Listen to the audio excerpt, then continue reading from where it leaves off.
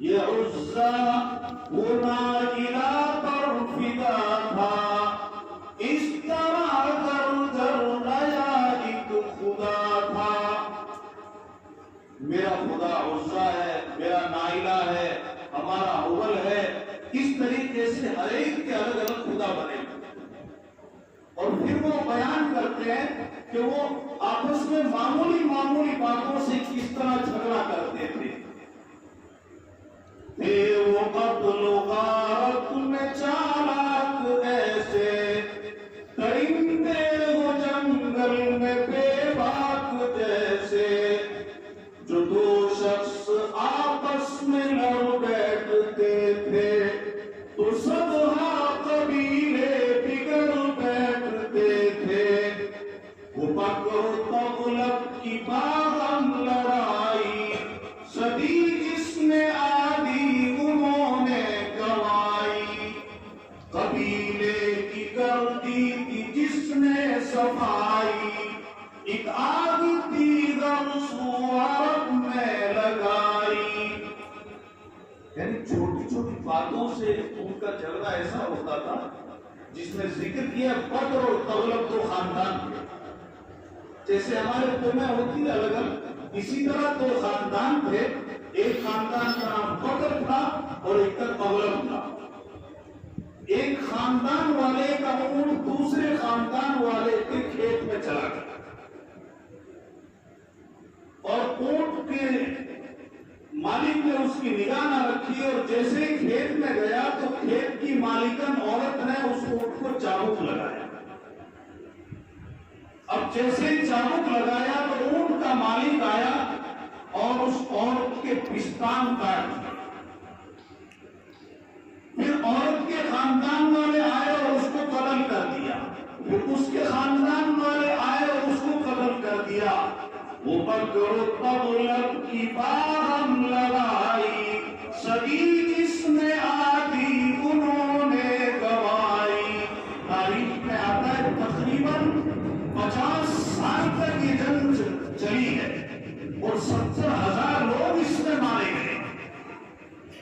اب دیکھیے جہالت کی حد ہو گئی، چھوٹی سی بات تھی لیکن 70,000 لوگ، جو مرنے والا پھر یوں کہتا تھا دیکھو تم غیرت مند لوگوں، فلاں قوم سے ہماری دشمنی ہے، اس کا بدلہ لے لیں۔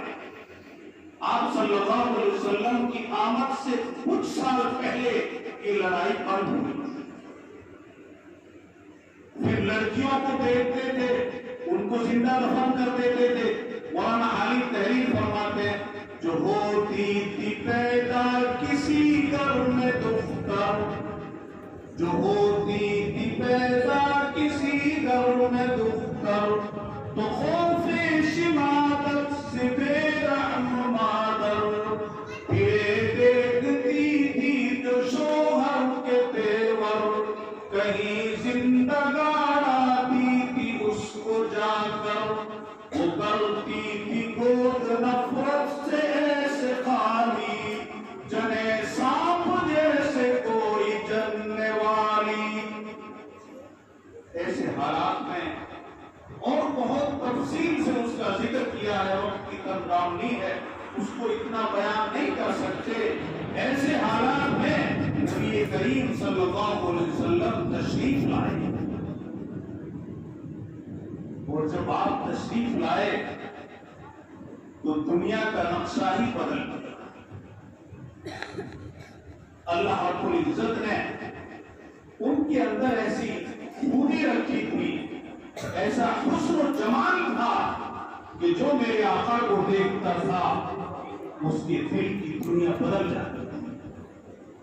اسی کو حسان بن ثابت ایک بہت بڑے شاعر گزرے ہیں، انہوں نے نبی کریم صلی اللہ علیہ وسلم کی شان میں عربی میں اشعار کہے اور کئی اشعار پڑھے۔ وہ فرماتے وَأَحْسَنَ مِنْكَ لَمْ تَرَ قَطَّ عَيْنِي وَأَجْمَلَ مِنْكَ لَمْ تَلِدِ النِّسَاءُ خُلِقْتَ مُبَرَّأً مِنْ كُلِّ عَيْبٍ كَأَنَّكَ قَدْ خُلِقْتَ كَمَا تَشَاءُ۔ وہ فرماتے ہیں کہ میری آنکھوں نے کبھی آم